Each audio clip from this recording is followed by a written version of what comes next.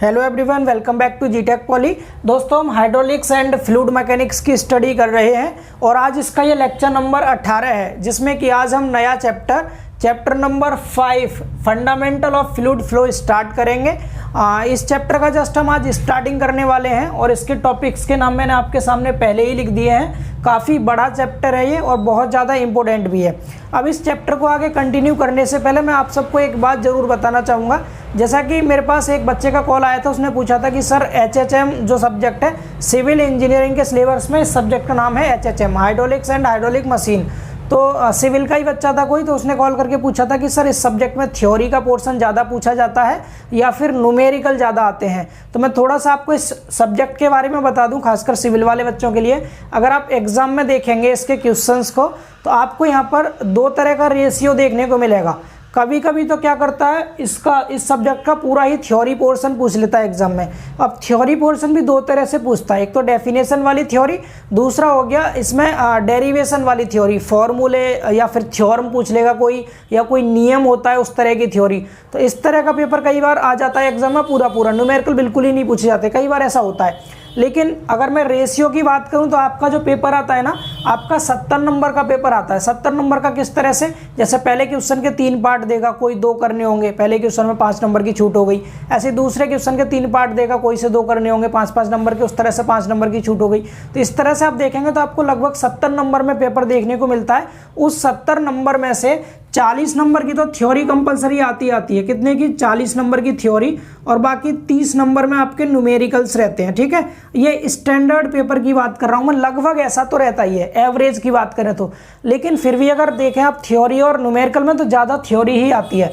मगर अगर आप बात करें मार्किंग की, किस हिसाब से आप नंबर ज़्यादा गेन कर पाएंगे, तो न्यूमेरिकल में ऐसा रहता है, अगर आपने कोई न्यूमेरिकल कर दिया तो उस पर आपका एक भी नंबर नहीं कटता। अगर 5 नंबर का कोई न्यूमेरिकल है और आपने पूरा सही किया है तो आपको पूरे 5 नंबर दिए जाएंगे उस पर। जबकि थ्योरी के क्वेश्चन पे 5 पे मैक्स टू मैक्स कितना भी अच्छा लिखेंगे 3 से 4 नंबर तक मिलते हैं, उससे ज़्यादा थ्योरी में नंबर नहीं मिलते। इसीलिए आप लोग साथ में न्यूमेरिकल भी लगाते चलिए, और न्यूमेरिकल बहुत ज़्यादा नहीं है और ना ही बहुत टफ है। हाइड्रोलिक्स के न्यूमेरिकल बहुत ज़्यादा टफ नहीं है। अब तक हम इसके स्टार्टिंग के जो 4 चैप्टर पढ़ चुके हैं, उन 4 चैप्टर से मैं बात करूं एग्जाम में कितने नंबर का पूछा जाएगा, जो आपको अटेम्प्ट करना है। जैसे पहले क्वेश्चन में सपोज आपको क्वेश्चन नंबर फर्स्ट में इसके 3 पार्ट दे दिए, पार्ट 1, पार्ट 2 और पार्ट 3, और पता चला स्टार्टिंग के जो 4 चैप्टर हमने पढ़े थे, उन 4 चैप्टर से ये तीनों पार्ट दे रखे हैं। तो इसमें तो आपके लिए तो केवल 10 नंबर का ही हुआ, बाकी एक तो आपको छोड़ना ही पड़ेगा कोई सा एक क्वेश्चन। तो इस तरह से 10 का हुआ। तो मैं अगर बात करूं अटेम्प्ट जो आप करेंगे, उस हिसाब से कितने नंबर तक का अब तक हम पढ़ चुके, तो मात्र अभी हमने 20 नंबर का ही कवर किया है।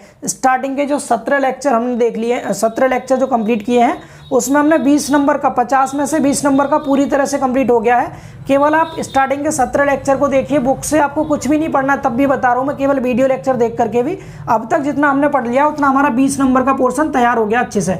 थ्योरी, न्यूमेरिकल, फॉर्मूले सब कुछ देखने के बाद आपका 20 नंबर का पोर्शन अब तक तैयार हो चुका है। अब अगर बात करें इस चैप्टर के इंपॉर्टेंस की, तो ये चैप्टर बहुत ज़्यादा इंपॉर्टेंट है। इस अकेले चैप्टर से 10 नंबर के क्वेश्चन आते हैं। कितने के? 10 नंबर के क्वेश्चन इस अकेले चैप्टर से आते हैं, इसलिए बहुत ज़्यादा इंपॉर्टेंट है। अगर मैं यहाँ भी आपको इंपॉर्टेंट टॉपिक्स की बात करूँ तो ध्यान दीजिए थोड़ा सा, टॉपिक्स कौन कौन से हैं और उनमें से इंपॉर्टेंट कौन से टॉपिक हैं। सबसे पहला टॉपिक हाइड्रोडायनेमिक, द्रव गतिकी, बहुत इंपॉर्टेंट नहीं है ये, इसमें केवल डेफिनेशन है छोटी सी, पूछ भी सकता नहीं भी पूछ सकता। ठीक। दूसरा बात करें लाइंस ऑफ फ्लो, यानी प्रवाह रेखाएं। जो ये प्रवाह रेखाएं हैं ये बहुत इंपॉर्टेंट है। आपको प्रवाह रेखाएं पूछी जाती है, 3 तरह की आपकी फ्लो लाइन होती हैं। पहला आपका पाथ लाइन होता है, यानी पथ रेखा, दूसरी स्ट्रीम लाइन होती है, तीसरी स्ट्रीक लाइन होती है। 3 लाइन है, तीनों बहुत इंपॉर्टेंट है, ये आप सबको पढ़ लेना, थ्योरी पोर्शन में पूछा जाता है। इसके बाद टाइप्स ऑफ लिक्विड फ्लो, ये भी बहुत इंपॉर्टेंट है। टाइप्स ऑफ लिक्विड फ्लो भी बहुत ज़्यादा इंपॉर्टेंट है। द्रव प्रवाह के प्रकार इंपॉर्टेंट क्यों है? क्योंकि इसमें आप 5 टाइप के फ्लो पढ़ेंगे। आप स्टडी एंड अनस्टडी फ्लो पढ़ेंगे, दूसरा आप इसमें लेमिनार एंड टर्बुलेंट फ्लो पढ़ेंगे, तीसरा ही आप इसमें पढ़ेंगे uniform and non uniform flow, चौथा आप इसमें रोटेशनल एंड इरोटेशनल फ्लो पढ़ेंगे, 5वां कंप्रेसिबल एंड इनकंप्रेसिबल फ्लो पढ़ेंगे। तो 5 टाइप के आप इसमें फ्लो देखेंगे, जिनमें से कोई सा एक टाइप जरूर पूछा जाता है थ्योरी की फॉर्म में, इसलिए बहुत इंपॉर्टेंट है ये भी। अगला बात करें रेनॉल्ड्स एक्सपेरिमेंट। अब रेनॉल्ड के प्रयोग भी काफ़ी इंपॉर्टेंट है। रेनॉल्ड ने 2 एक्सपेरिमेंट किए थे। एक तो इनका एक्सपेरिमेंट था एनर्जी लॉस एक्सपेरिमेंट, यानी ऊर्जा हानि पे जो प्रयोग था इनका। दूसरा था इनका कलर फिलामेंट एक्सपेरिमेंट, दोनों एक्सपेरिमेंट इंपॉर्टेंट है, वो भी आपको कराएंगे। बट उससे भी ज़्यादा इंपॉर्टेंट है रेनॉल्ड्स नंबर, रेनॉल्ड्स संख्या बहुत इंपॉर्टेंट है, और रेनॉल्ड्स संख्या पर न्यूमेरिकल क्वेश्चन भी कभी कभी पूछ लेता है। इसके अलावा जेईई एग्जाम में भी इसके बारे में पूछा गया कि लेमिनार फ्लो के लिए रेनॉल्ड नंबर कितना होता है, टर्बुलेंट फ्लो के लिए कितना होता है। तो ये रेनॉल्ड नंबर काफ़ी इंपॉर्टेंट है। हालांकि मैं आपको एक्सपेरिमेंट भी कराऊंगा, वो भी आपको करने हैं, वो भी पूछे जा सकते हैं एग्जाम में। इसके बाद बात करें रेट ऑफ फ्लो या फिर डिस्चार्ज की, तो डिस्चार्ज वाला पोर्शन भी आपका इंपॉर्टेंट रहेगा, ठीक है, ये भी इंपॉर्टेंट है आपका। इसके बाद कंटिन्यूटी इक्वेशन वेरी इंपॉर्टेंट, जिन पे मैं स्टार बना रहा हूँ ये तो आपको एकदम से तैयार करने ही करनी है। इसको सततता समीकरण या सातत्य समीकरण कहते हैं हिंदी में। कंटिन्यूटी इक्वेशन वेरी इंपॉर्टेंट है ये, ठीक। इसके बाद एनर्जीज ऑफ लिक्विड यानी द्रव की ऊर्जाएं। अब लिक्विड की कौन कौन सी एनर्जी होती है इसकी बात करेंगे। Then after work and power related to fluid flow यानी द्रव प्रवाह से संबंधित ऊर्जा, कार्य तथा शक्ति देखेंगे हम। ये पोर्शन भी हमारा इंपॉर्टेंट रहेगा। बट इन सब में सबसे ज़्यादा इंपॉर्टेंट आपका बर्नौलीज थ्योरम रहेगा। बर्नौली का प्रमेय वेरी इंपॉर्टेंट है। बर्नौली थ्योरम तो समझ लीजिए पूछा ही पूछा जाएगा एग्जाम में, वेरी इंपॉर्टेंट है। अब बर्नौली थ्योरम में हम सिर्फ थ्योरम ही नहीं देखेंगे, इसकी प्रूविंग भी पढ़ेंगे हम। इसके बर्नौली थ्योरम की क्या क्या लिमिटेशंस थी, लिमिटेशंस भी देखेंगे हम। एंड उसके बाद फिर हम इसके एप्लीकेशंस देखेंगे, एप्लीकेशंस ऑफ बर्नौली थ्योरम। इसके 5 एप्लीकेशन थे, कौन कौन से, ये 5 एप्लीकेशन आपके सामने लिखे हुए हैं, जिनमें वेंचुरी मीटर वेरी इंपॉर्टेंट है, वेंचुरी मीटर इंपॉर्टेंट है। दूसरा ओरिफिस मीटर भी इंपॉर्टेंट है। Flow nozzle, Pitot tube important है, और ये पेरेंटल ट्यूब। इस तरह से 5 हैं इसके एप्लीकेशन, जिनमें से 3 इंपॉर्टेंट है। इन 3 को आप जरूर तैयार कर लीजिएगा, ठीक है। तो ये इस चैप्टर की इंपॉर्टेंस है, और ये चैप्टर पूरे 10 नंबर में पूछा जाता है एग्जाम में। कोई सा भी सेट देखना आप 10 नंबर में आएगा, और हम इनको 2 लेक्चर में कवर करेंगे, क्योंकि काफ़ी बड़ा पोर्शन है। अगर आप बुक में देखेंगे तो पूरे 60 पेज पर दे रखा है अकेला चैप्टर, बट मैं इसको 2 लेक्चर में कवर कराऊंगा। हमारे लेक्चर्स मैराथन लेक्चर रहेंगे, तो इनमें हम 2 लेक्चर में कवर कर लेंगे। आज के सिंगल लेक्चर में हम कहाँ तक इसको कंप्लीट करेंगे, तो मैं यहाँ तक आपको कंटिन्यूटी इक्वेशन तक कंप्लीट करा दूंगा। स्टार्टिंग के जो 8 टॉपिक है, इसको मैं आज के सिंगल लेक्चर में कवर कराऊंगा। चाहे लेक्चर 2 घंटे का रहे, लेकिन कवर कर लेंगे पूरा यहाँ तक। बाकी जो ये 4 टॉपिक बचे हुए हैं, इन 4 टॉपिक के अंदर काफ़ी बड़ा पोर्शन है, तो इसको मैं अगले पार्ट में कवर कराऊंगा। 2 पार्ट में हम कवर कर लेंगे इसको। कोशिश करेंगे एक ही दिन में दोनों पार्ट प्रोवाइड कर दें, या फिर आपको नेक्स्ट डे दूसरा पार्ट मिल जाएगा, ठीक है। तो समझ गए आप लोग क्या क्या तरीका हमारा पेपर का, मतलब कैसे तैयारी करनी है इस चैप्टर की हमें। तो जितने टॉपिक आपके सामने लिखे हैं, इनको एक तरफ से आप नोट कर लीजिए अपनी कॉपी में, और फिर एक एक करके 1 बाय 1 हम समझते चलेंगे। तो थ्योरी पोर्शन भी आपके पेपर में पूछा जाता है, और बहुत ज़्यादा पूछा जाता है। जिन बच्चों को न्यूमेरिकल करने में प्रॉब्लम्स होती हैं, वो थ्योरी जरूर याद कर लें, आपको यही पास करा देगी थ्योरी। मैंने यहाँ लिख दिया कितना, 40-30, ठीक है। 40-30 के हिसाब से आप तैयारी कीजिएगा। 40 नंबर तक आ जाता है थ्योरी पास कभी कभी, और न्यूमेरिकल 30 नंबर तक में आते हैं। 70 में से आपको 50 का अटैम्प्ट करना रहेगा मात्र, आराम से पास हो जाएंगे बहुत अच्छे नंबर से। तो हमें सिर्फ यहाँ पास नहीं होना है, अगर आपको पास होना है तब तक आप जो 17 लेक्चर कवर किए हैं स्टार्टिंग के, उनको एक एक करके बहुत अच्छे से देख लीजिए। 20 नंबर आपके कहीं नहीं गए, पूरे 20 नंबर तक का हमारा पोर्शन कवर हो चुका है। अब आगे जो चैप्टर्स आएंगे बहुत स्टैंडर्ड चैप्टर है, एक एक चैप्टर आपको बहुत ज़्यादा नंबर दिलवाएंगे। स्टार्टिंग के चैप्टर में कितना कुछ पढ़ लिया, केवल 20 नंबर का भी तैयार हुआ है। अब आगे के जो हम पढ़ेंगे, एक एक चैप्टर से 10-10, 5-5 नंबर के क्वेश्चन बनेंगे सीधे, और फिक्स क्वेश्चन रहेंगे, जरूर पूछे जाएंगे इनसे। तो इनको आप लोग ज़्यादा अच्छे से पढ़िए, इन पर ज़्यादा फोकस कीजिए, ठीक है। तो चलिए अब इसको हटाते हैं हम, और एक एक करके सभी टॉपिक्स को समझते हैं। आप इसका स्क्रीनशॉट ले सकते हैं, ठीक है। चलिए, पहला टॉपिक है आपका हाइड्रोडायनेमिक्स यानी द्रवगतिकी। तो इसके बारे में तो आप ऑलरेडी जानते हैं पहले से। हाइड्रो मतलब आप सभी जानते हैं पानी हो गया, वाटर, आप वाटर कह दीजिए या फिर कोई भी लिक्विड कह दीजिए। लिक्विड मतलब बेटा द्रव, लिक्विड मतलब द्रव। और डायनेमिक मतलब गति होता है। डायनेमिक मतलब क्या होता है बेटा, मोशन, मोशन, ठीक है, मोशन होता है। तो यहाँ पर आप क्या कह सकते हैं कि जब हम किसी भी द्रव का मोशन में यानी गति की अवस्था में अध्ययन करते हैं तो उसको द्रवगतिकी कहते हैं। द्रव मतलब हो गया लिक्विड आपका, गतिकी मतलब मोशन। तो जब हम क्या करेंगे, किसी भी द्रव का गति की अवस्था में अध्ययन करेंगे तो उसे द्रवगतिकी कहेंगे। अब ये जो मोशन आ रहा है किसी भी फ्लूइड के अंदर, जो मोशन आया है लाइक डेट, जैसे इस तरह से कोई भी फ्लूइड है ये और फ्लो कर रहा है, ये क्या कर रहा है, फ्लो कर रहा है ऐसे आगे की ओर, ठीक है, फ्लो।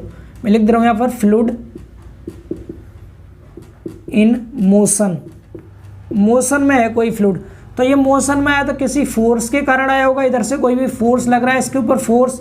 तो ये जिस फोर्स के कारण मोशन में आया है, इस फोर्स की भी स्टडी करेंगे और साथ में मोशन की भी स्टडी करेंगे। तो हम इसको कह देंगे हाइड्रोडायनेमिक। जबकि हमने हाइड्रोकाइनेमेटिक पढ़ा था, काइनेमेटिक में ओनली हम मोशन की स्टडी करते थे।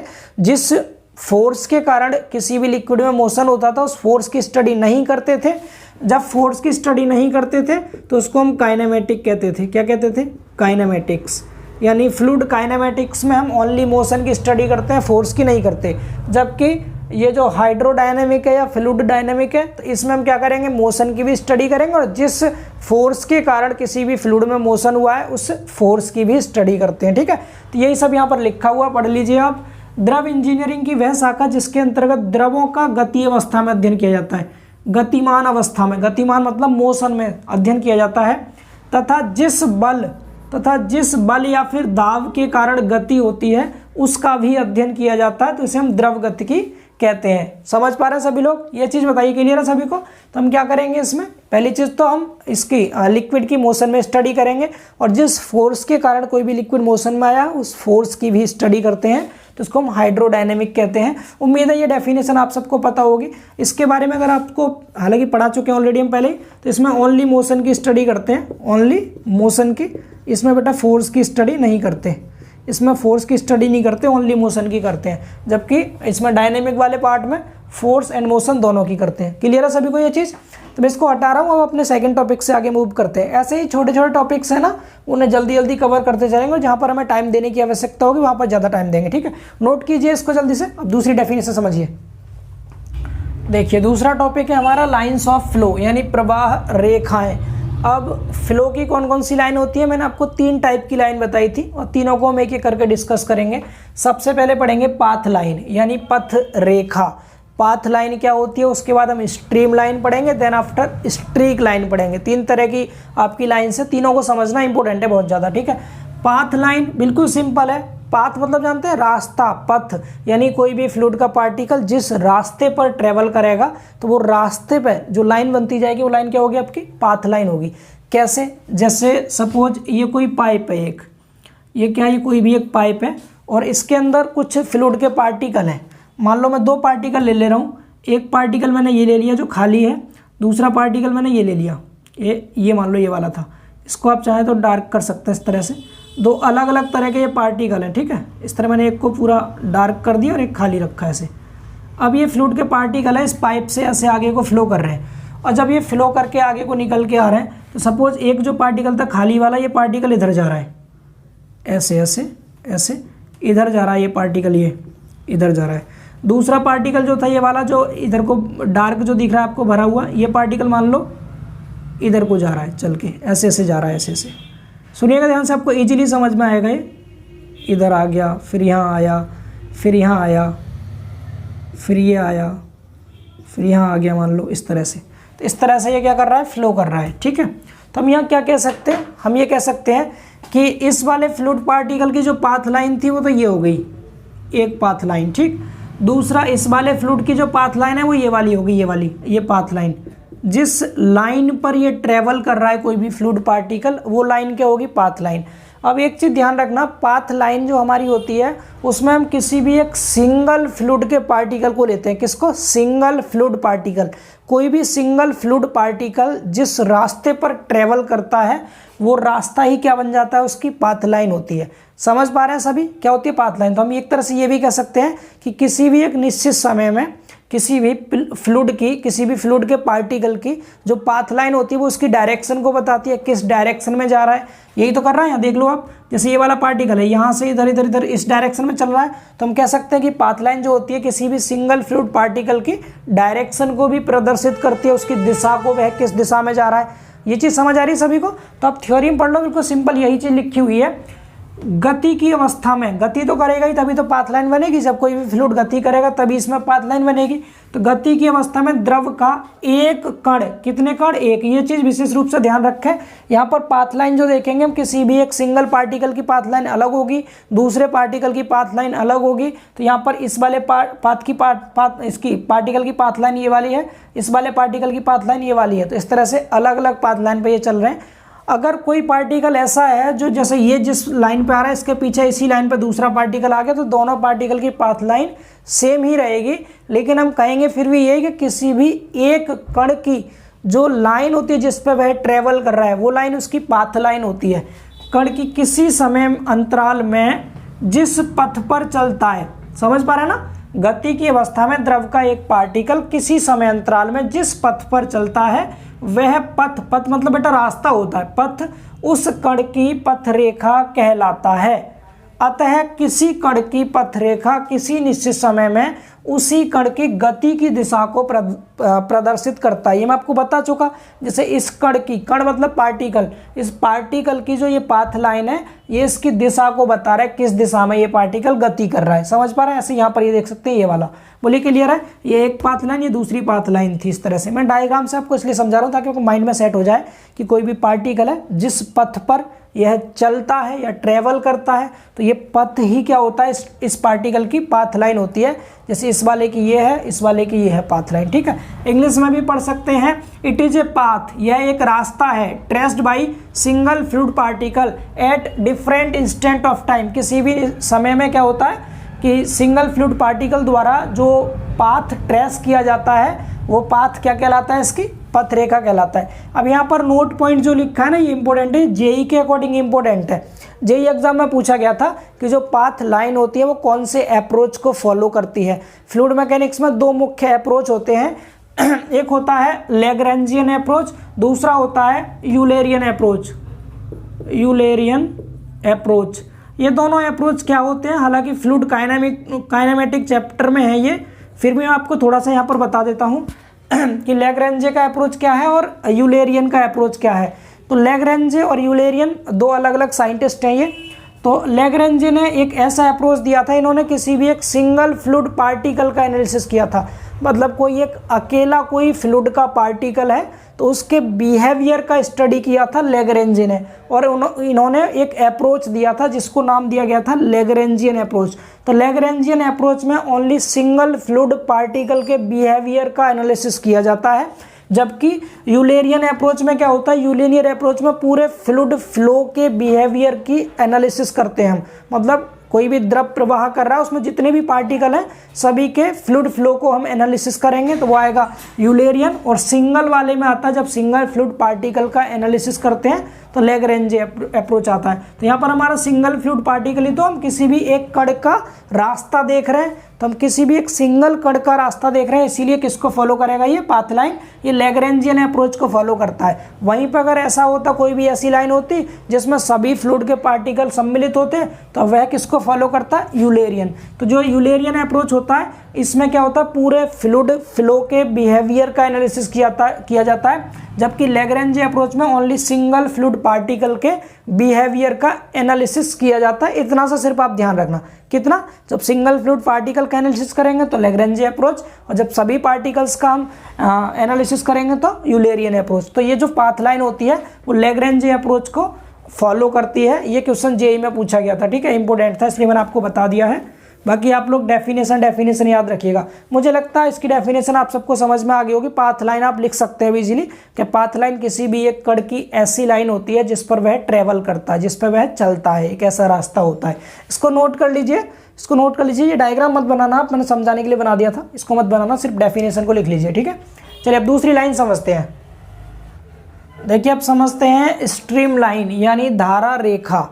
पाथ लाइन हम समझ चुके हैं, अब स्ट्रीम लाइन के बारे में समझेंगे। तो पाथ लाइन तो हमने क्लियर कर लिया कि कोई भी फ्लूइड का सिंगल पार्टिकल जिस रास्ते पर ट्रेवल करता है वह लाइन आपकी पाथ लाइन होती है। अब धारा रेखा से मतलब क्या है, जब फ्लूइड के अनेक पार्टिकल एक साथ फ्लो करेंगे तो वो एक धारा के रूप में फ्लो करेंगे। आपने कभी पानी को बहते देखा, तो पानी एक धारा के रूप में ही तो बहता है, तो उस धारा के रूप में जब बहेगा तो एक स्ट्रीम बनेगी, तो उस स्ट्रीम की लाइन को हम स्ट्रीम लाइन कहेंगे।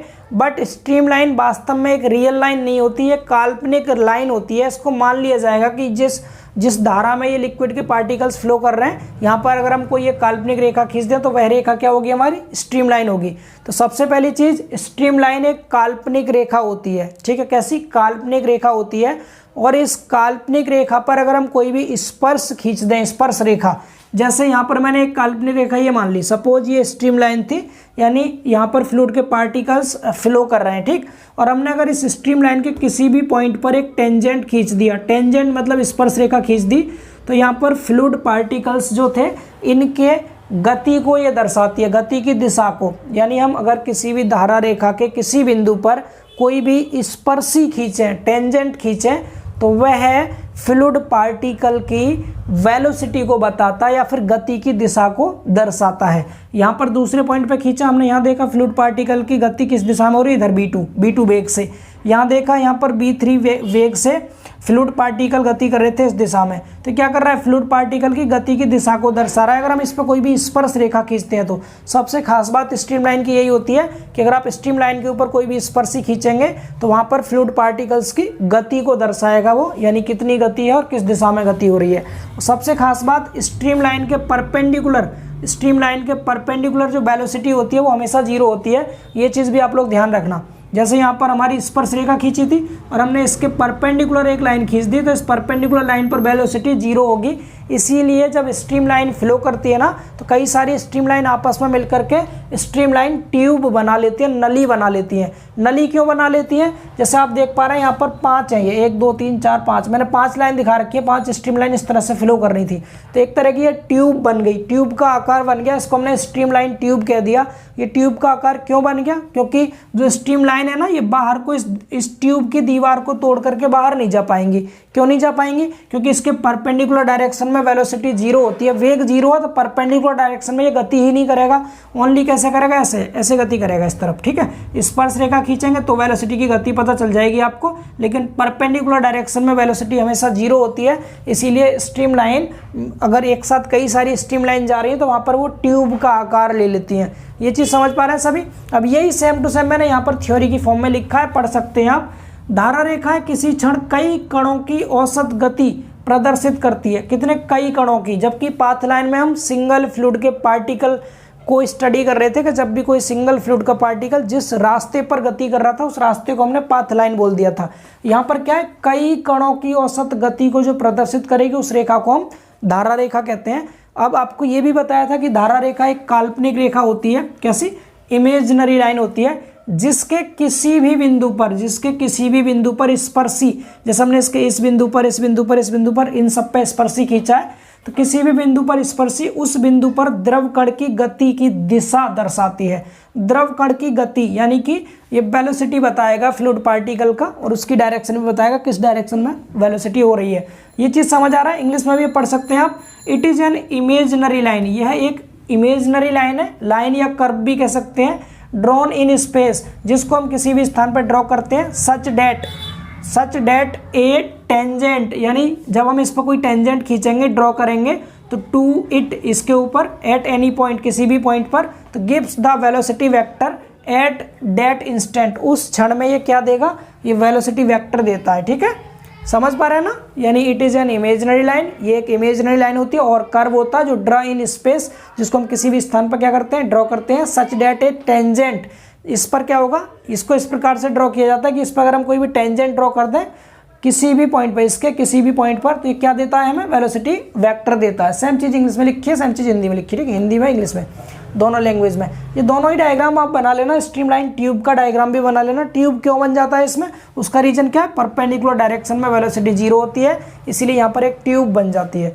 तो लिख लेंगे आप इस चीज़ को। आपको कुछ भी याद नहीं आए ना स्ट्रीमलाइन के बारे में, तो इतना ध्यान रखना, ये एक काल्पनिक रेखा होती है, और इस काल्पनिक रेखा के ऊपर अगर हम कोई भी स्पर्श रेखा खींचते हैं तो वह फ्लूइड के पार्टिकल की गति को दर्शाता है। सिर्फ इतना लिख दीजिएगा, इतना काफ़ी है इसके बारे में। तो इसे नोट कर लीजिए आप लोग। अब तीसरी लाइन समझते हैं हम। ठीक है, इसमें इतना ही था, इसे नोट कर लीजिए। देखिए अब समझते हैं स्ट्रीक लाइन, या दूसरा नाम होता है इसका फिलामेंट लाइन। ठीक है, तंतु रेखा कहते हैं हिंदी में। इसको थोड़ा अच्छे से समझिएगा, बाकी पिछली दोनों लाइन से थोड़ा डिफरेंट है ये।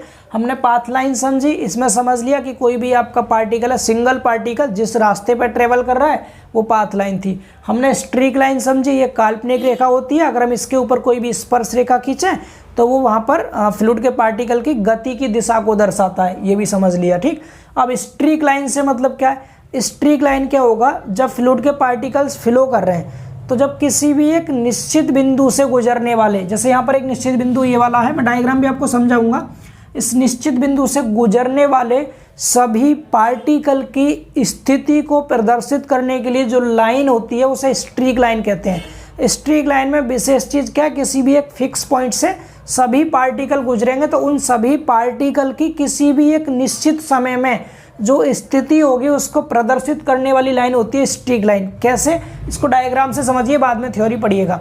यहाँ पर कोई एक पाइप है और इस पाइप में मैंने 4 पार्टिकल ले रखे हैं। इसको पूरा मैंने यहाँ डार्क कर रखा है। ये सैड वाला पार्टिकल है, ये थोड़ा हैप्पी है, और ये खाली है पूरा पार्टिकल। यहाँ 4 अलग अलग तरह के मैंने पार्टिकल लिए।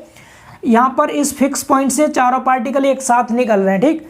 अब देखिए कैसे कैसे निकलेंगे, ये चारों पार्टिकल है यहाँ से निकलेंगे साथ में। तो एक पार्टिकल सपोज यहाँ पर गया ऊपर, ये खाली वाला पार्टिकल है वो इस लाइन पे जा रहा है। तो चूंकि ये खाली वाले पार्टिकल की लाइन है तो ये इसकी पाथ रेखा होगी, ये पहले वाले पार्टिकल की पाथ रेखा है, इसको हम पाथ लाइन 1 कह सकते हैं। ये पहली पाथ लाइन होगी जो इस पार्टिकल की है। दूसरा सैड वाला पार्टिकल है, ये खुशी वाला, ये पार्टिकल हैप्पी वाला, ये वाला पार्टिकल नीचे इधर से निकल गया, तो ये हैप्पी वाले पार्टिकल की पाथ लाइन है, ये इसकी पाथ लाइन है, ठीक। सैड वाला पार्टिकल आया वो इस रास्ते से गुजर गया, ये इसकी पाथ लाइन हो गई, पाथ लाइन। इसको 2 कह दो, इसको 3 कह दो सपोज। और जो ये वाला था ये नीचे होकर जा रहा है, इधर होकर, ये पाथ लाइन 4 होगी। ये तो पाथ लाइन है। बट सर हमें तो ये बताइए स्ट्रीक लाइन क्या है। अब स्ट्रीक लाइन को ध्यान से सुनना, थोड़ा समझना। इस फिक्स पॉइंट से ये सभी पार्टिकल निकले एक साथ। अब किसी एक इंस्टेंट में, सपोज t1 टाइम में, कितने t1 टाइम में ये किसी भी एक निश्चित पॉइंट पे होंगे सभी पार्टिकल। तो देखो ये वाला पार्टिकल यहाँ था, ये यहाँ था, ये यहाँ था, यहाँ था। तो ये सभी पार्टिकल को आपस में मिला करके एक लाइन खींच दो इस तरह से। तो ये क्या हो जाएगी हमारी, ये एक पहली स्ट्रीक लाइन हो गई। ये हमारी स्ट्रीक लाइन होगी, पहली स्ट्रीक लाइन 1। समझ पा रहे हैं, ये t1 इंस्टेंट पर, पहले इंस्टेंट पर स्ट्रीक लाइन ये बन गई। अब हमने किसी दूसरे टाइम में ऑब्जर्व किया t2 टाइम में, ये t1 टाइम में होगी, t1 टाइम में। हमने थोड़ी देर बाद देखा t2 टाइम पे ये चारों पार्टिकल कहाँ पहुँचे, ये चारों पार्टिकल यहाँ पहुँचे। इन चारों पार्टिकल को मिला करके ये जो लाइन बन रही है ये हमारी दूसरी स्ट्रीक लाइन हो गई। समझ पा रहे हैं। ऐसे ही तीसरे हमने t3 टाइम में देखे, कुछ टाइम बाद फिर देखा तो ये तीनों पार्टिकल यहाँ पहुँच गए, इनकी सबकी स्थिति यहाँ पर थी। तो ये जो स्ट्रीक लाइन बन रही है हमारी कौन सी हो जाएगी, तीसरी स्ट्रीक लाइन। सेम ऐसे ही हमने चौथी स्थिति देखी t4 टाइम में। हमने t4 इंस्टेंट पे देखे थे पार्टिकल यहाँ थे, यहाँ पर इनकी स्थिति को दर्शाने वाली जो लाइन है वो क्या हो जाएगी, 4 स्ट्रीक लाइन 4, ये चौथी स्ट्रीक लाइन हो गई। तो ये सभी क्या है, ये स्ट्रीक लाइन है जो किसी भी एक निश्चित समय अंतराल पर सभी पार्टिकल की स्थिति को प्रदर्शित कर रहे हैं। अब आप इस डायग्राम से डेफिनेशन बोल सकते हैं क्या, किसी भी एक फिक्स बिंदु से या निश्चित बिंदु से गुजरने वाले सभी पार्टिकल की किसी एक निश्चित समय अंतराल में स्थिति को प्रदर्शित करने वाली जो लाइन होती है उसको स्ट्रीक लाइन कहते हैं। तो ये तो पाथ लाइन थी इनकी, और ये सभी को मिलाकर के जो लाइन बन रही है ये स्ट्रीक लाइन है, स्ट्रीक लाइन, तंतु रेखा। समझ पा रहे हैं। अब रीड कीजिए, देखो आपको आसानी से समझ में आएगा।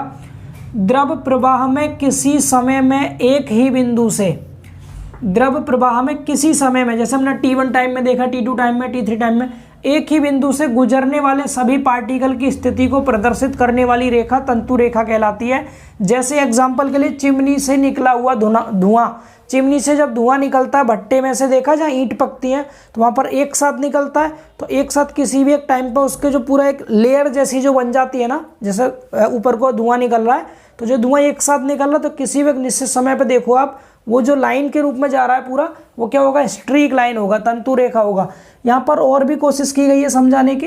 यदि किसी द्रव प्रवाह में किसी बिंदु पर कोई रंग डाल दिया जाए, लाइक डेट मैंने यहाँ पर कोई एक कलर डाल दिया, लाइक डेट मैंने रेड कलर डाल दिया यहाँ पर, ठीक। तो ये पूरी लाइन आपको इतने पोर्शन की इस समय अंतराल में रेड दिखाई देगी। तो ये जो रेड वाली लेयर बन जाएगी यहाँ पर, तो ये क्या होगा, स्ट्रीक लाइन होगी।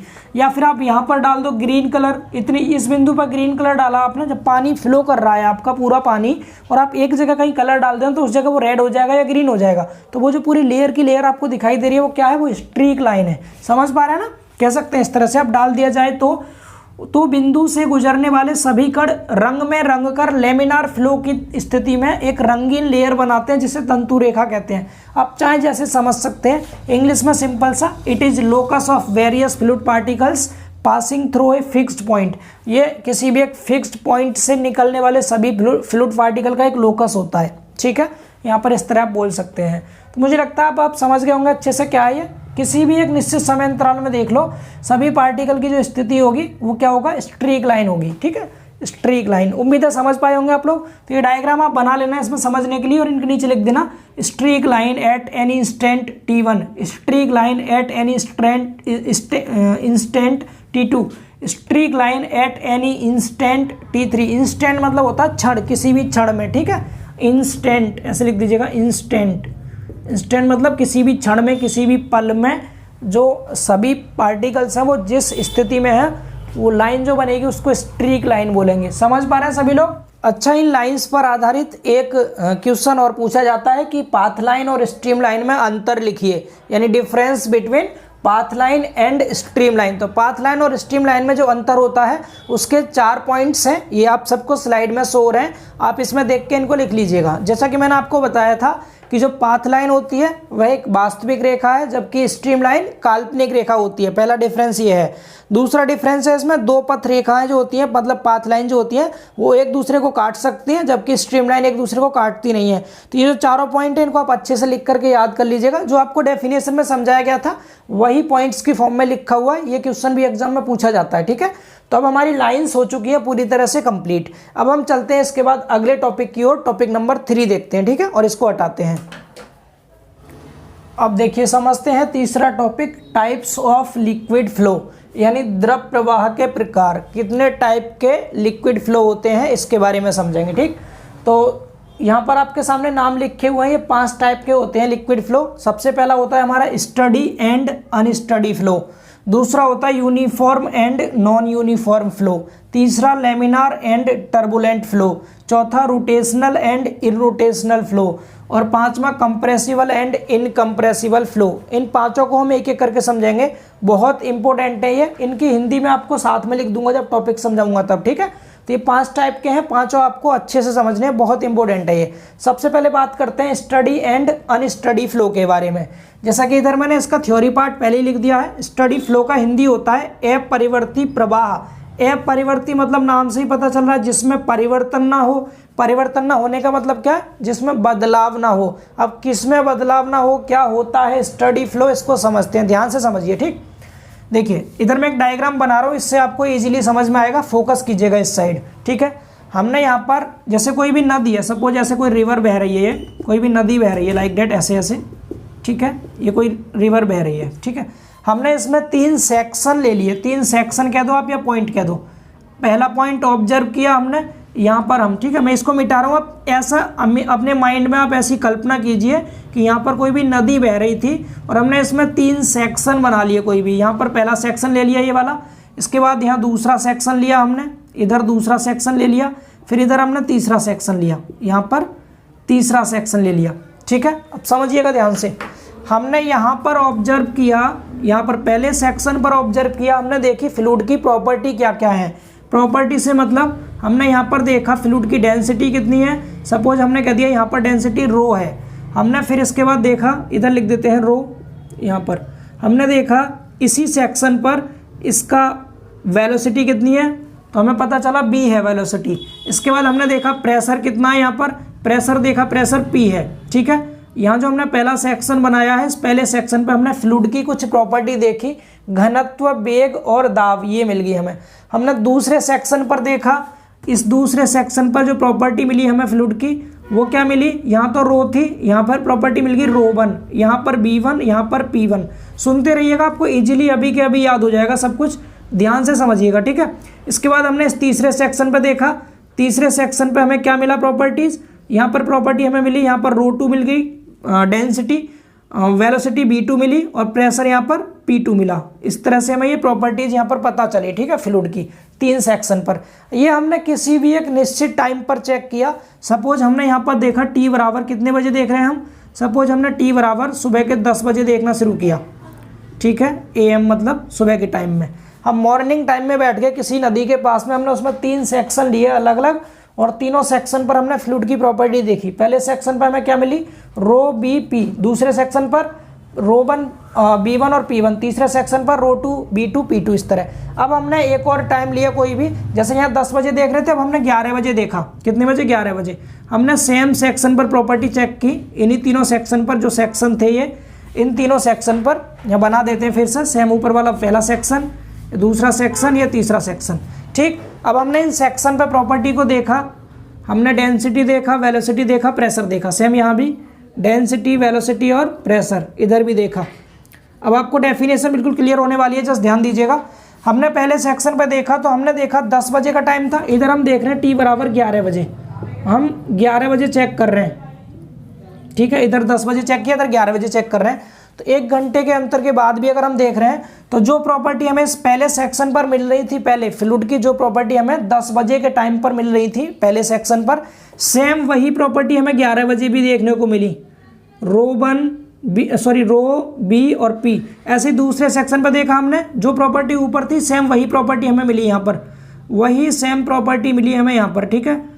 रो 1 B1 P1 यहाँ देखा आपने, तो यहाँ प्रॉपर्टी मिली रो 2 B2 और P2। अब इससे आपका क्या निष्कर्ष निकलता है, इसके बाद अगर आप आगे फिर 12 बजे और चेक करते हैं, फिर आपने देखा 12 बजे इन्हीं सेक्शन पर तो सेम प्रॉपर्टी मिल रही है। आप किसी भी टाइम में देखिए पहले सेक्शन पर प्रॉपर्टी बिल्कुल सेम मिल रही है आपको, चाहे 10 बजे चेक कीजिए, 11 बजे, 12 बजे, 1 बजे, चाहे जिस टाइम पे आप देखें उस टाइम पर क्या हो रहा है, इस पहले सेक्शन पर प्रॉपर्टी सेम थी, सेम दूसरे सेक्शन पर भी सभी प्रॉपर्टी सेम थी, तीसरे सेक्शन पर भी ये सब प्रॉपर्टी सेम थी विद रिस्पेक्ट टू टाइम, समय के रिस्पेक्ट में। तो हम क्या कह सकते हैं, स्टडी फ्लो हमारा एक ऐसा फ्लो होता है जिसमें किसी भी दिए गए बिंदु पर, यहाँ पर एक बिंदु फिक्स करना पड़ेगा, जैसे पहले वाले बिंदु पर देख रहे हैं तो इस बिंदु पर कह दो, या फिर आप दूसरे पर देख रहे हैं तो केवल दूसरे पे देखेंगे, तीसरे पर देख रहे हैं तो केवल तीसरे पे देखेंगे, तो क्या बोलेंगे हम, स्टडी फ्लो कैसा फ्लो होता है, वह फ्लो यानी वह प्रवाह जिसमें किसी भी दिए गए बिंदु पर समय के साथ तरल के गुण, कौन कौन से गुण, घनत्व, वेग, दाब परिवर्तित नहीं होते, उसे हम कहते हैं स्टडी फ्लो। समझ पा रहे हैं, बिल्कुल आसान है, समझ आ गया होगा सभी को। क्या, किसी भी बिंदु पर यानी वह प्रवाह जिसमें किसी भी बिंदु पर समय के साथ तरल के गुण, घनत्व, वेग, दाब परिवर्तित नहीं होते, स्टडी फ्लो कहलाता है। बोलिए क्लियर है सभी को ये चीज। अब आप इसको रीड कर सकते हैं, आपको इजीली समझ में आ जाएगा, मैंने डायग्राम में आपको समझा दिया। क्या क्या है देखिए, a flow is said to be steady flow, एक फ्लो स्टडी फ्लो कहलाता है। कब कहलाता है, if the fluid properties, fluid की प्रॉपर्टीज कौन कौन सी, density, velocity, pressure etcetera, do not vary with respect to time at any given section, किसी भी दिए गए गिवन सेक्शन पर टाइम के रिस्पेक्ट में जब इसकी प्रॉपर्टी बदलती नहीं है तो उसे हम स्टडी फ्लो कहते हैं। यानी इस प्रवाह के अंतर्गत किसी बिंदु पर तरल के गुण जैसे घनत्व, वेग, दाब आदि समय के साथ बदलते नहीं हैं, तो इसे हम क्या कहते हैं, इसे अपरिवर्तित प्रवाह कहते हैं। क्लियर। अब इसमें एक नोट पॉइंट लिखा है, ये भी इंपॉर्टेंट है। जब हम स्टडी फ्लो पढ़ते हैं तो स्टडी फ्लो में जो हमारी पाथ लाइन और स्ट्रीम लाइन होती है वे दोनों सेम होती है। जैसे किसी भी फ्लूइड पार्टिकल की पाथ लाइन ये जा रही है, ये पाथ लाइन है सपोज किसी फ्लूइड पार्टिकल की, तो इसी के ऊपर क्या होगी, स्ट्रीम लाइन होगी। तो स्ट्रीम लाइन और पाथ लाइन सेम होती हैं दोनों, किसमें, स्टडी फ्लो में। Path line and stream line are same in steady flow. ये इंपॉर्टेंट क्वेश्चन है जेईई के पर्पज से, ठीक है। बोलिए क्लियर है इतना सभी को, ये स्टडी फ्लो समझ गए। अब अगर मैं आपसे कहूँ आप मुझे अनस्टडी फ्लो बताइए, दूसरा मैंने आपसे क्या पूछा, unsteady flow, unsteady flow, unsteady flow. अच्छा एक चीज़ और लिख लो स्टडी फ्लो के बारे में, स्टडी फ्लो के बारे में एक चीज़ और लिख लो, यहाँ लिख दो इन स्टडी फ्लो, इन स्टडी फ्लो। स्टडी फ्लो के लिए यहाँ पर मैं कुछ फॉर्मूले टाइप से बना के लिख रहा हूँ, इनको याद कर लीजिएगा। जैसे पहला डेंसिटी था हमारा, density with respect to time change नहीं हो रहा, मतलब ये 0 के बराबर होगा। समय के सापेक्ष जो घनत्व में परिवर्तन की दर है वो 0 होगी, क्योंकि घनत्व परिवर्तित नहीं हो रहा समय के साथ, मतलब 0 होगा ये। ऐसे ही हम कह सकते हैं क्या, घनत्व के बाद क्या वेग है हमारा, तो डी बी वी मतलब यहाँ पर वेलोसिटी है बेटा, ठीक है, D B upon D T, ये भी क्या होगा 0, मतलब टाइम के रिस्पेक्ट में वेलोसिटी में चेंज 0 है, यानी चेंज नहीं हो रही velocity. Same pressure P D P upon D T, तो यहाँ पर प्रेशर भी चेंज नहीं हो रहा टाइम के रिस्पेक्ट में, ये चीज़ आप ध्यान रखिएगा। स्टडी फ्लो में ये यानी कि घनत्व के परिवर्तन की दर, वेग के परिवर्तन की दर, दाब के परिवर्तन की दर, ये सब क्या होती है, 0 होती हैं। ये सब भी आप लोगों को पता होना चाहिए। अब अगर मैं आपसे कहूँ अनस्टडी फ्लो के बारे में लिखिए, तो क्या आप लिख देंगे उसके नीचे अनस्टडी फ्लो। अनस्टडी फ्लो मतलब हो जाएगा परिवर्ती प्रवाह। अब परिवर्ती प्रवाह में क्या होगा, बिल्कुल जस्ट इसका उल्टा, एकदम अपोजिट है, इसका लिख देंगे आप। मैं इसकी डेफिनेशन बता रहा हूँ आपको अनस्टडी फ्लो की। इस प्रवाह के अंतर्गत किसी बिंदु पर तरल के गुण, घनत्व, वेग, दाब आदि समय के साथ बदलते रहते हैं। यहाँ चेंज करना नहीं, हटा देना, सिर्फ लिख देंगे बदलते रहते हैं, वो आपका अनस्टडी फ्लो हो जाता है। अनस्टडी मतलब परिवर्ती प्रवाह, जिसमें परिवर्तन हो जाएगा। लिख देंगे a flow is said to be unsteady flow if the fluid properties, यहाँ लिख देना do vary with respect to time, do not को हटा देना, वेरी लिख देना, डू नॉट हटा के vary with respect to time at any given section, यहाँ से सिर्फ डू नॉट हट जाएगा। ठीक है, तो अनस्टडी फ्लो के बारे में आप खुद से लिख लीजिएगा, मैंने स्टडी समझा दिया, इसका जस्ट अपोजिट हो जाएगा अनस्टडी फ्लो। बोलिए क्लियर है सभी को, इसे कर लेंगे अच्छे से। ये डायग्राम आप जरूर बनाना जिससे आपको चीज़ें क्लियर हो जाएं कि किसी भी गिवन सेक्शन पर टाइम के साथ साथ प्रॉपर्टी नहीं बदल रही है, सेम प्रॉपर्टी है, तो इसको हम क्या कह देंगे, इसको स्टडी फ्लो बोल देंगे। बोलिए स्टडी फ्लो सभी को समझ आ गया। ठीक है, स्टडी भी क्लियर हो गया हमारा और अनस्टडी भी क्लियर हो गया। अनस्टडी भी साथ में आपको लिखना है, इसके जस्ट नीचे ही लिख लेना आप। ठीक है, लिख लेंगे सभी लोग, चलिए बहुत अच्छा। अब चलते हैं सेकंड की ओर। सेकंड देखिए, तो अब समझते हैं uniform and non uniform flow के बारे में। ठीक है, यूनिफॉर्म की डेफिनेशन मैंने लिख दी है, नॉन यूनिफॉर्म इसका जस्ट अपोजिट हो जाएगा। क्लियर, चलिए समझते हैं। आपके सामने अभी मैंने पीछे ये वाला डायग्राम समझाया था स्टडी फ्लो के लिए। स्टडी फ्लो में हमने देख लिया था कि 10 बजे हमने देखा तो पहले सेक्शन पर सेम प्रॉपर्टी थी, 11 बजे देख रहे हैं तब भी यही प्रॉपर्टी थी।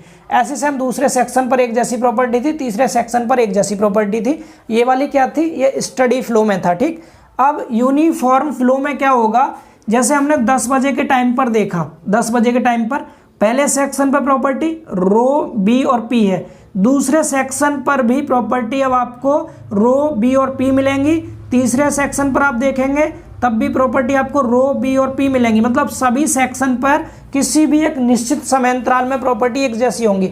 अब अगर आप 11 बजे देख रहे हैं तो अब 11 बजे आपको ये जो पहले सेक्शन पर रो बी और पी मिल रही थी अब 11 बजे नहीं मिलेंगी रो बी और पी, इससे अलग मिलेंगी प्रॉपर्टी। सपोज यहाँ पर प्रॉपर्टी मान लो rho one B one P one मिल रही है, तो 11 बजे अगर पहले सेक्शन पर rho one B one P one मिल रही है तो दूसरे सेक्शन पर भी same rho one B one P one मिलेगी और तीसरे सेक्शन पर भी same rho one B one और पी वन मिलेंगी प्रॉपर्टी, 1 1 सभी। तो यहाँ से आप क्या निष्कर्ष निकाल रहे हैं, यहाँ ध्यान दीजिए आप थोड़ा सा कि अगर हम कोई भी एक निश्चित समयांतराल फिक्स कर लेते हैं, यानी किसी भी इंस्टेंट ऑफ टाइम पर, इंस्टेंट ऑफ टाइम से मतलब है किसी भी एक निश्चित क्षण पर उससे टाइम बदलना नहीं चाहिए। तो इसमें कैसे चेक करेंगे, सपोज कोई भी 3 व्यक्ति हैं और तीनों व्यक्ति अलग अलग सेक्शन पर यहाँ बैठ गए और तीनों ने टाइम सेट कर लिया, हम 10 बजे प्रॉपर्टी चेक करेंगे। 10 बजे तीनों ने प्रॉपर्टी देखी तीनों सेक्शंस पर और उन्हें पता चला कि तीनों सेक्शंस पर प्रॉपर्टी बिल्कुल सेम मिल रही है एक निश्चित समयांतराल में। इसके बाद उन्होंने 1 घंटे बाद देखा,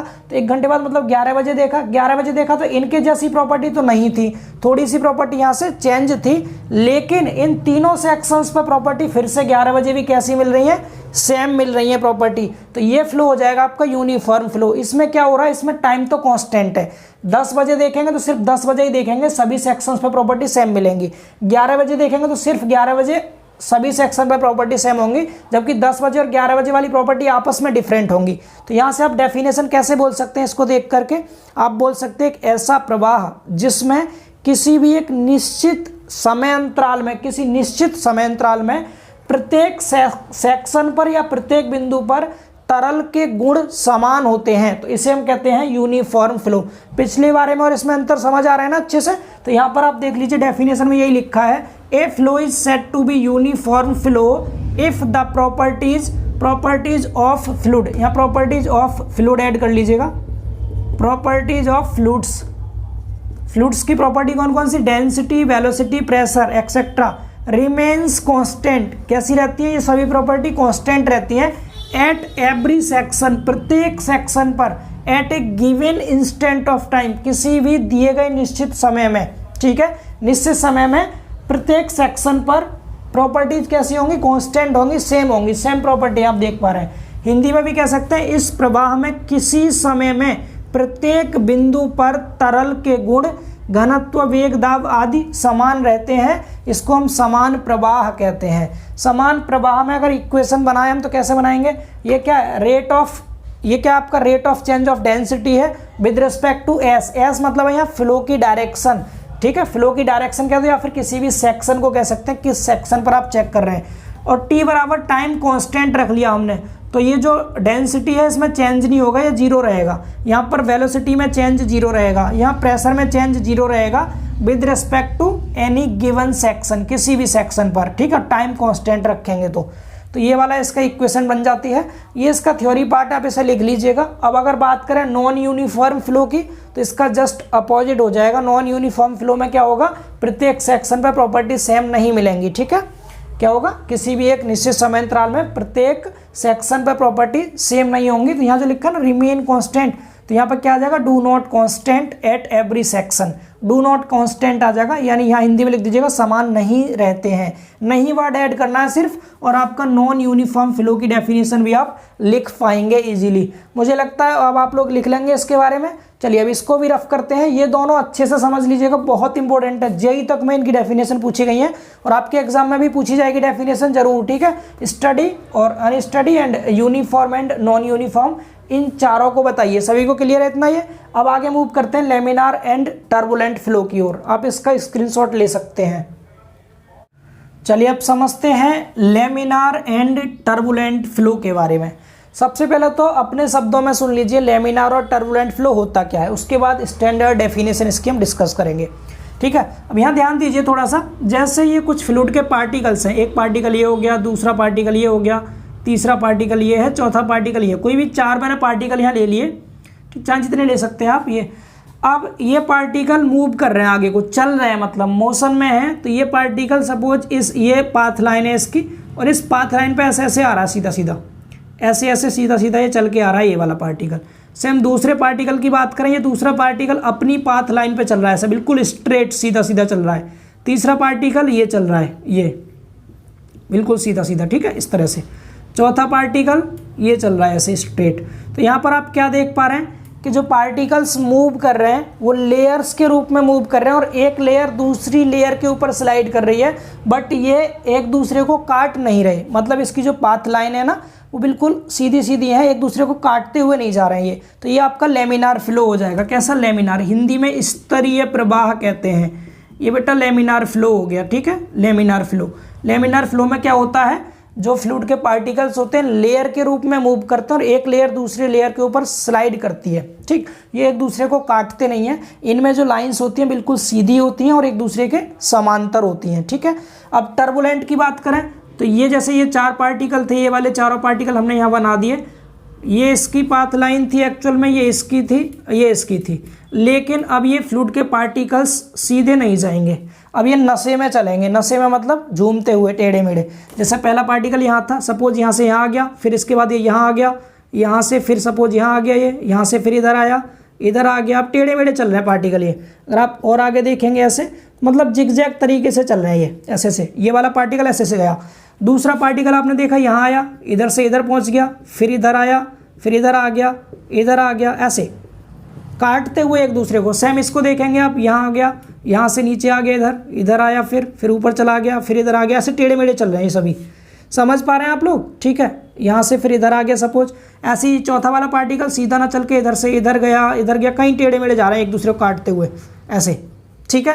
तो ये कैसे जा रहे हैं, जिगजैग तरीके से चल रहे हैं। तो जिसमें जिगजैग मतलब टेढ़ी मेढ़ी लाइन पर फ्लूइड के पार्टिकल्स मूव करते हैं, तो वो तो टर्बुलेंट फ्लो होता है। T for turbulent, T for टेढ़ा मेढ़ा, ठीक है, इस तरह याद रखने के लिए बोल रहे हैं। तो टर्बुलेंट फ्लो में क्या होगा, जो फ्लूइड के पार्टिकल्स हैं वो टेढ़े मेढ़े चलेंगे, मतलब जिगजैग तरीके से चलते हैं। जबकि लेमिनार फ्लो में क्या होता है, बिल्कुल स्ट्रेट और एक दूसरे के पैरेलल ये मूव करते हैं। ये हो गया आपका लेमिनार और टर्बुलेंट फ्लो के बारे में।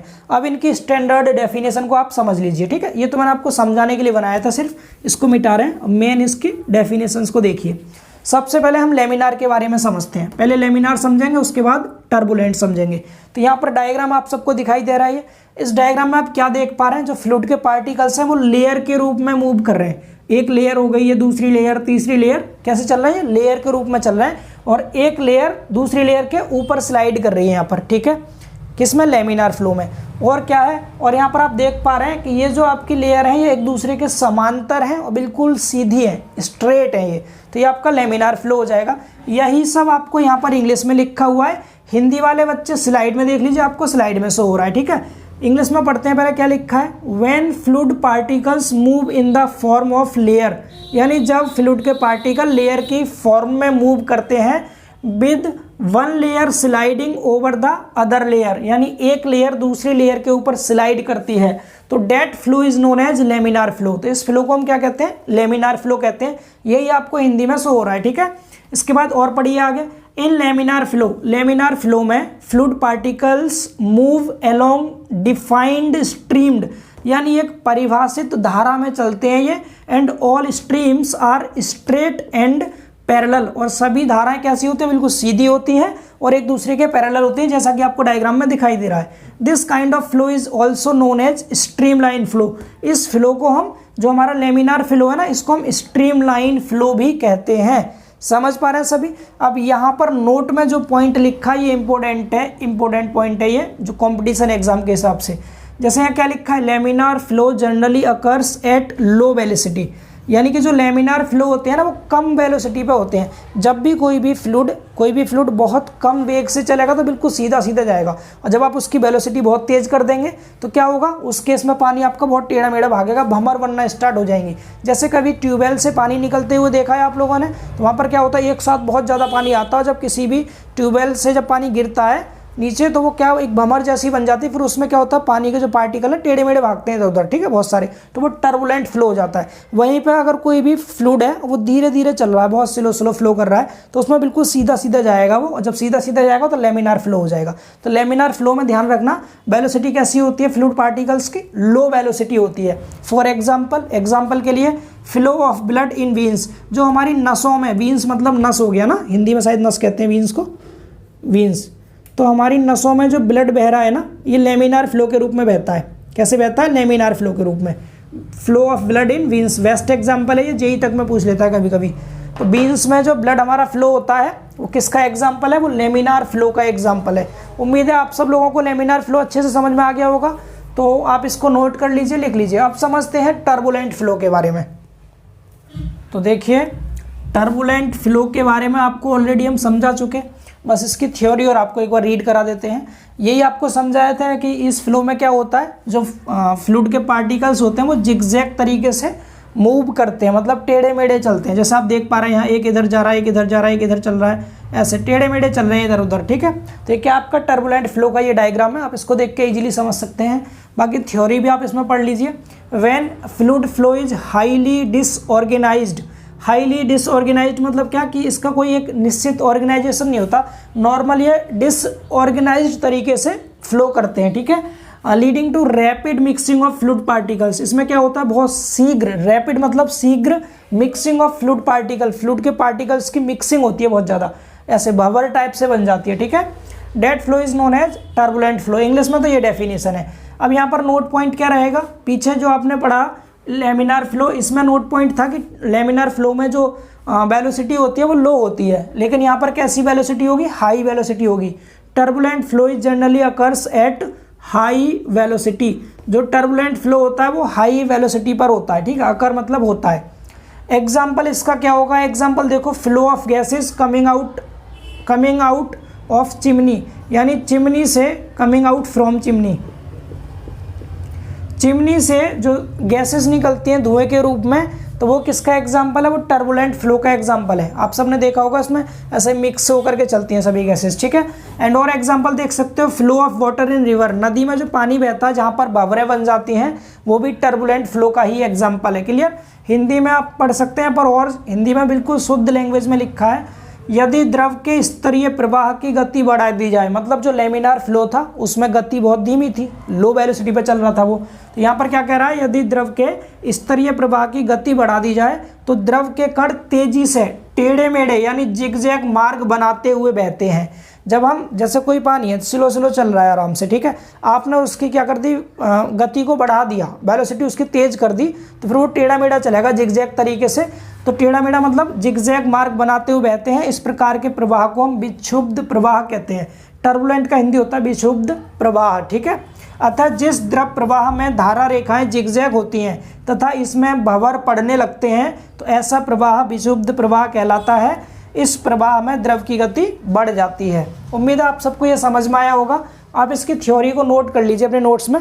अब आगे मूव करते हैं चौथे फ्लो की तरफ, रोटेशनल एंड इररोटेशनल फ्लो। चलिए देखिए, अब समझते हैं रोटेशनल एंड इररोटेशनल फ्लो, नाम से इनके स्पष्ट हो रहा है, रोटेशनल एंड इररोटेशनल। रोटेशनल मतलब घूर्णी प्रवाह, घूर्णी का मतलब जब फ्लूइड के पार्टिकल घूम घूम करके मूव करेंगे तो वो आपका रोटेशनल फ्लो हो जाएगा, ठीक है। और जब फ्लूइड के पार्टिकल्स घूमेंगे नहीं, सीधे सीधे मूव करेंगे तो वो इररोटेशनल हो जाएगा। अब घूमते क्यों है, कैसे घूमते हैं, इसके बारे में हम इसमें बात करेंगे, ठीक है।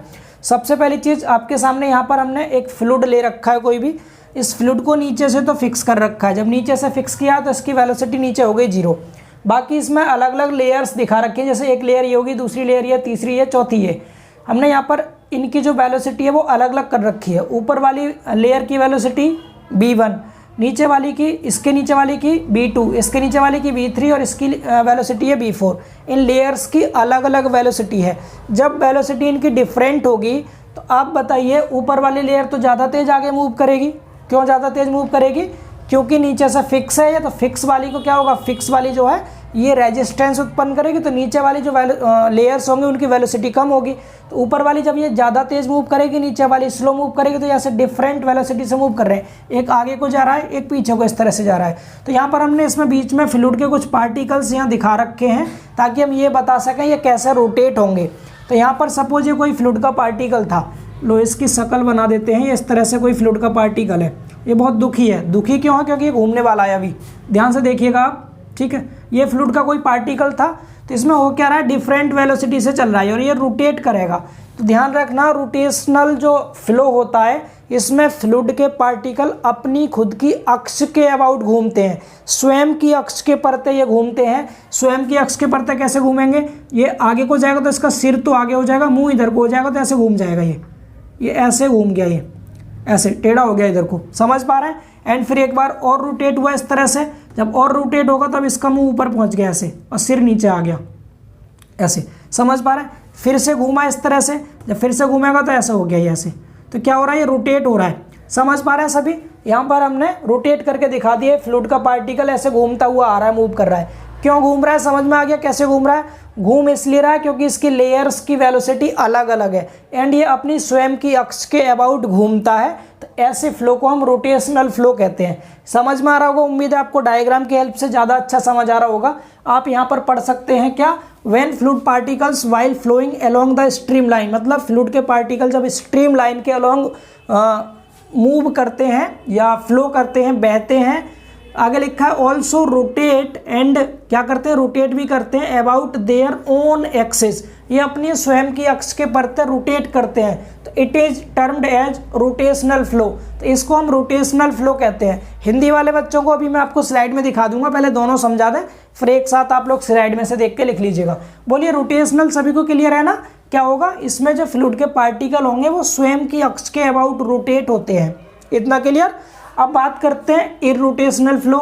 इररोटेशनल फ्लो में क्या होगा, अघूर्णी प्रवाह। अघूर्णी प्रवाह का मतलब जब घूमे ना पार्टिकल्स, अब घूमेंगे कब नहीं, जब इनकी वेलोसिटी ये वाली सेम होगी।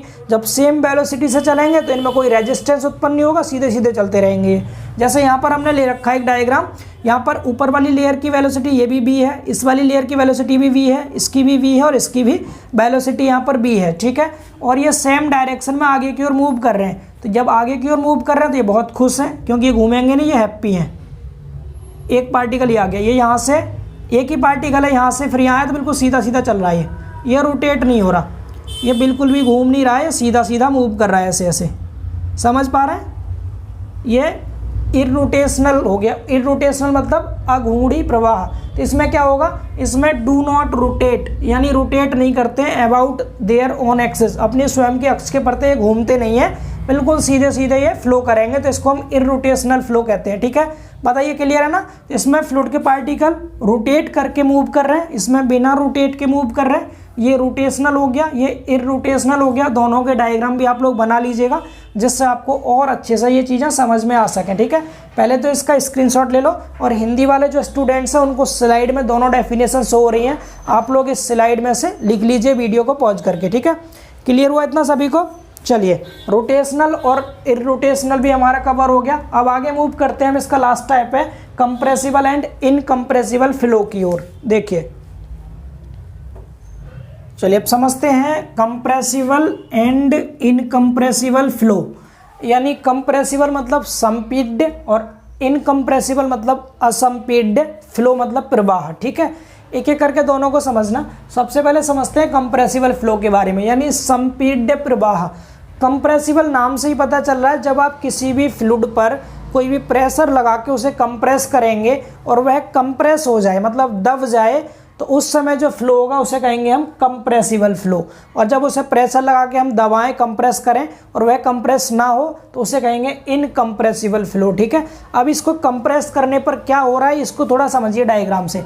जैसे हमने यहाँ पर गैस ले रखी है, कोई भी इस कंटेनर में गैस भरी हुई थी और हमने इस पर प्रेशर लगाया।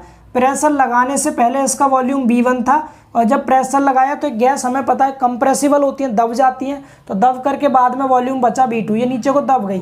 तो यहाँ क्या हो रहा है, इसका आयतन चेंज हो रहा है। इसका वॉल्यूम पहले V1 था, बाद में फिर V2 रह गया, मतलब यहाँ पर इसका वॉल्यूम क्या हो गया डियर, वॉल्यूम इसका चेंज हो गया, वॉल्यूम चेंज हो गया। जब वॉल्यूम चेंज हो गया तो डेंसिटी भी चेंज हो जाएगी, क्योंकि हमने पढ़ा है density equal to mass upon volume. Mass तो दोनों का कांस्टेंट है। अब यहाँ पर वॉल्यूम क्या हो रहा है, घट गया, वॉल्यूम कम हो गया, वॉल्यूम कम हो गया तो डेंसिटी बढ़ गई। समझ पा रहे हैं ना, ये एक दूसरे के इन्वर्सली प्रोपोर्शनल है। तो वॉल्यूम चेंज हुआ तो डेंसिटी भी क्या हो गई, चेंज हो गई, डेंसिटी चेंज हो गई, चेंज। ठीक है, डेंसिटी चेंज, चेंज। तो हम यहाँ पर बोल सकते हैं, अब आपको डेंसिटी के टर्म्स में इसकी डेफिनेशन बतानी है। तो वह फ्लो जिसमें क्या होता है, किसी भी फ्लूइड की डेंसिटी चेंज हो जाती है, या फिर कह सकते हैं हम कि डेंसिटी कांस्टेंट नहीं रहती है, तो उस फ्लो को हम कहते हैं कंप्रेसिबल फ्लो। समझ पा रहे हैं, पढ़ सकते हैं आप इसको। When the density of fluid, fluid की जो डेंसिटी होती है चेंज हो जाती है from point to point, point to point change हो जाती है, that is density is not constant. जब डेंसिटी कांस्टेंट नहीं रहती है तो it is called compressible flow, इसे हम कंप्रेसिबल फ्लो कहते हैं। फॉर एग्जांपल गैसेस, जैसे गैसेस होते हैं तो गैसेस हमारे कैसे फ्लो करेंगे, कंप्रेसिबल फ्लो होता है गैसों का जो फ्लो होता है। यहाँ दिखा रखा है, रो से डिनोट करते हैं डेंसिटी को, तो density is not constant, density constant नहीं है, दिखाई दे रहा होगा आप सबको। ठीक, अब इनकंप्रेसिबल इसका जस्ट अपोजिट हो जाएगा। इनकंप्रेसिबल में जैसे हमने कोई लिक्विड ले लिया, क्योंकि लिक्विड जो होते हैं नॉर्मली इनकंप्रेसिबल होते हैं, तो हमने यहाँ पर प्रेशर लगाया, पहले वॉल्यूम V था, प्रेशर लगाने के बाद भी वॉल्यूम V ही रहा, चेंज नहीं हुआ। जब यहाँ पर वॉल्यूम कांस्टेंट है, वॉल्यूम मतलब बेटा आयतन, वॉल्यूम जब कांस्टेंट है तो जो इसकी डेंसिटी होगी, घनत्व होगा डेंसिटी, वो भी क्या रहेगा, कांस्टेंट ही रहेगा, यानी कि डेंसिटी इस बार चेंज नहीं हुई। तो ऐसे फ्लूइड का वह फ्लो जिसमें उसकी डेंसिटी कांस्टेंट रहती है या फिर डेंसिटी चेंज नहीं होती, उसे हम इनकंप्रेसिबल फ्लो कहते हैं। सिर्फ आपको डेंसिटी के टर्म्स में याद रखना है। यहाँ आप देख पा रहे हैं डेंसिटी कांस्टेंट नहीं है, मतलब चेंज हो रही है, तो डेंसिटी चेंज हो जाएगी, कांस्टेंट नहीं रहेगी, तो कंप्रेसिबल फ्लो। यहाँ पर देख रहे हैं डेंसिटी कांस्टेंट है, डेंसिटी कांस्टेंट रहेगी मतलब चेंज नहीं होगी, तो उसे कहेंगे इनकंप्रेसिबल फ्लो। पढ़ सकते हैं, the density of fluid does not change from point to point, that is density is constant, it is called incompressible flow, like that. यानी फॉर एग्जांपल लिक्विड हो गया। ठीक है, तो ये इसकी इंग्लिश में डेफिनेशंस हो गई। आप हिंदी में डेफिनेशंस को स्लाइड में देख करके नोट कर लीजिएगा। जो भी हिंदी मीडियम वाले बच्चे हैं, आप सबको स्लाइड में शो हो रहा है। ठीक है, इसमें से देख के आप अच्छे से लिख लीजिए। हो सके तो डायग्राम भी आप बना लीजिएगा जो आपको समझाए हैं मैंने बोर्ड पर, क्योंकि बुक में डायग्राम नहीं दे रखे हैं। ठीक है, चलिए, तो अब आपके रेनॉल्ड्स के एक्सपेरिमेंट आएंगे चौथे टॉपिक में। तो इस टॉपिक में हम इतना ही रखते हैं, बिकॉज थ्योरी पार्ट बहुत ज़्यादा हो गया ये। इसके बाद से कुछ डेरिवेशंस आगे आएंगे तो उसको हम नेक्स्ट पार्ट में कवर करेंगे। तो इसके बाद से रेनॉल्ड के एक्सपेरिमेंट और रेनॉल्ड नंबर, कंटिन्यूटी इक्वेशन, इन सब टॉपिक्स को अगले पार्ट में कवर करेंगे। कोशिश करेंगे अगले सिंगल पार्ट में पूरा चैप्टर कवर करा दें, फिर भी या फिर 1 या 2 पार्ट हो सकते हैं, बट लेक्चर्स आपको कंटिन्यू मिलेंगे, इसलिए जल्दी से जल्दी कवर हो जाएगा हमारे चैप्टर। यही चैप्टर थोड़ा बड़ा है, इसके बाद के चैप्टर्स ऑरिफिस हो गया, बहुत छोटा है, एक लेक्चर में कवर हो जाएगा। आगे आने वाले लेक्चर्स जो भी होंगे, ओपन चैनल फ्लो हो गया आपका, या फ्लो इन चैनल्स हो गया, तो ये सब बहुत आसान चैप्टर्स हैं, जल्दी से जल्दी कवर हो जाएंगे। कोशिश करेंगे कम टाइम में कवर कर पाएँ, बट इसी तरह से आप लोग तैयारी करते रहिए और अच्छे से जितना आपको पढ़ाया जा रहा है इसको पूरी तरह कवर कर लीजिए। मैं सब कुछ करा रहा हूँ, कुछ छोड़ भी नहीं रहा, इसलिए इससे बाहर एग्जाम में आएगा ही नहीं कुछ भी। ठीक है, तो अब इसके बाद हम मिलेंगे बहुत जल्द अगले लेक्चर में। तब तक के लिए बाय बाय, टेक केयर।